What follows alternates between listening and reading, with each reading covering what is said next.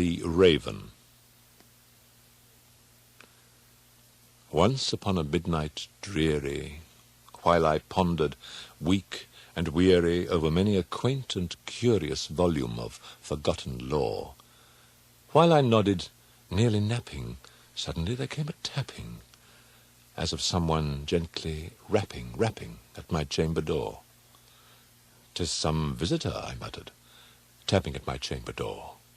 Only this and nothing more. Ah, distinctly I remember it was in the bleak December, and each separate dying ember wrought its ghost upon the floor. Eagerly I wished the morrow. Vainly I had sought to borrow from my books surcease of sorrow.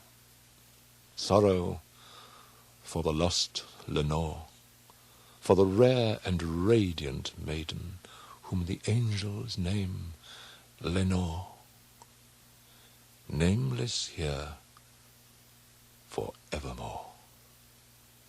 And the silken, sad, uncertain rustling of each purple curtain thrilled me, filled me with fantastic terrors never felt before, so that now, to still the beating of my heart, I stood repeating, "'Tis some visitor entreating entrance at my chamber door, some late visitor entreating entrance at my chamber door. This it is, and nothing more." Presently my soul grew stronger. Hesitating then no longer, "Sir," said I, "or madam, truly your forgiveness I implore.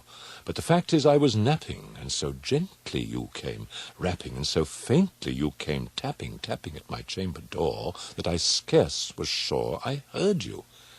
Here I opened wide the door. Darkness there, and nothing more. Deep into that darkness peering, long I stood there, wondering, fearing, doubting, dreaming dreams no mortals ever dared to dream before. But the silence was unbroken, and the stillness gave no token, and the only word there spoken was the whispered word, "Lenore." This I whispered, and an echo murmured back the word, "Lenore." Merely this, and nothing more. Back into the chamber turning, all my soul within me burning, soon again I heard a tapping, something louder than before. "Surely," said I, "surely that is something at my window lattice. Let me see, then, what thereat is, and this mystery explore.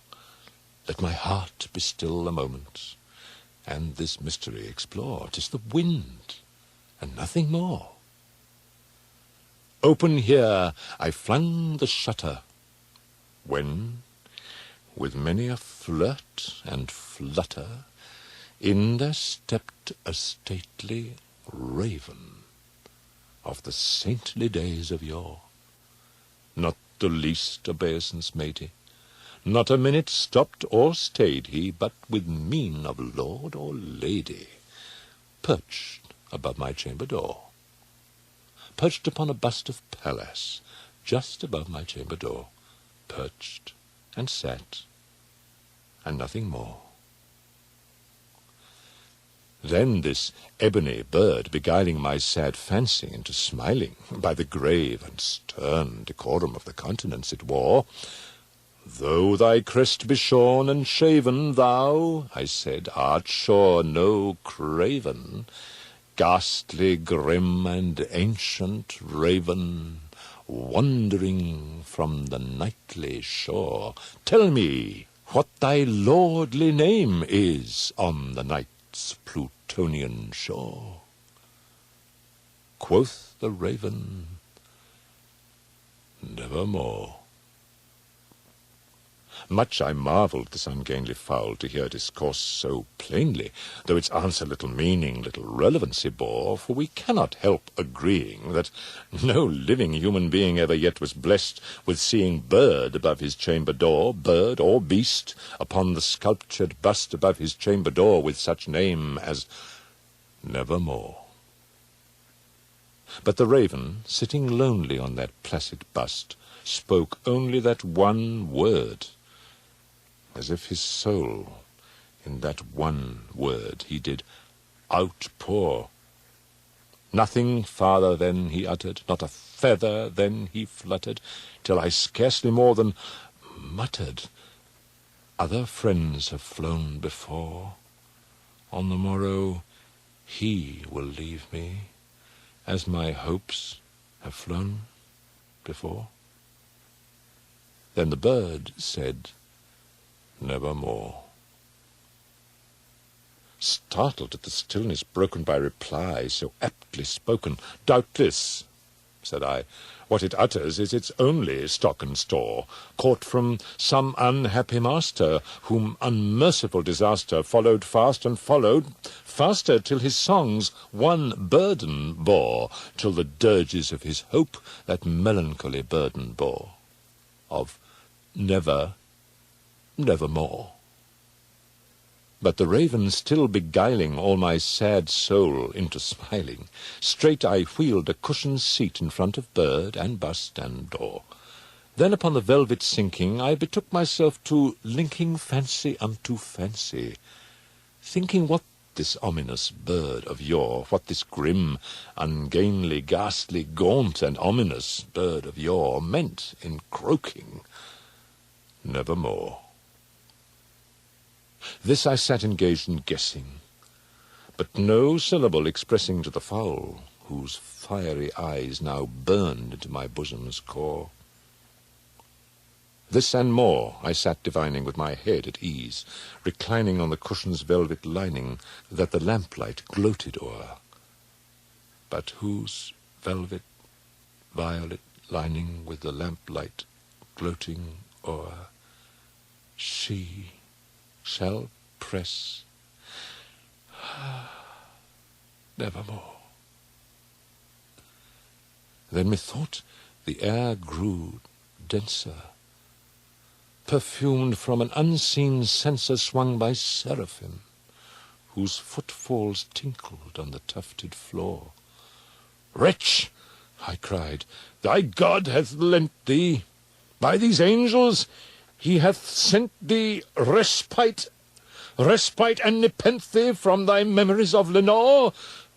Quaff, oh quaff this kind nepenthe, and forget this lost Lenore." Quoth the raven, "Nevermore." "Prophet," said I, "thing of evil, prophet still, if bird or devil, whether tempter sent or whether tempest tossed thee here ashore, desolate yet all undaunted, on this desert land enchanted, on this home by horror haunted, tell me truly, I implore, is there balm in Gilead? Tell me, I implore." Quoth the raven, "Nevermore."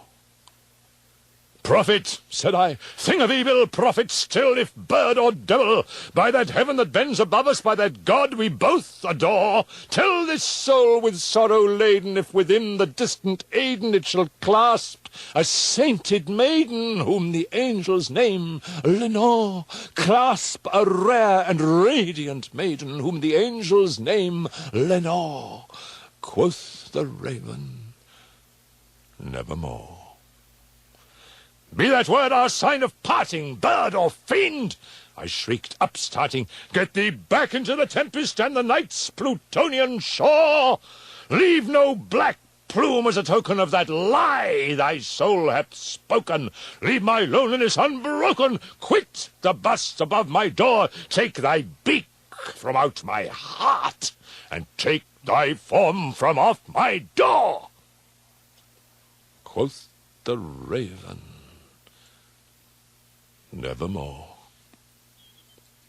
And the raven, never flitting, still is sitting, on the pallid bust of Pallas just above my chamber door. And his eyes have all the seeming of a demon's that is dreaming, and the lamplight o'er him streaming throws his shadow on the floor. and my soul from out that shadow that lies floating on the floor shall be lifted nevermore.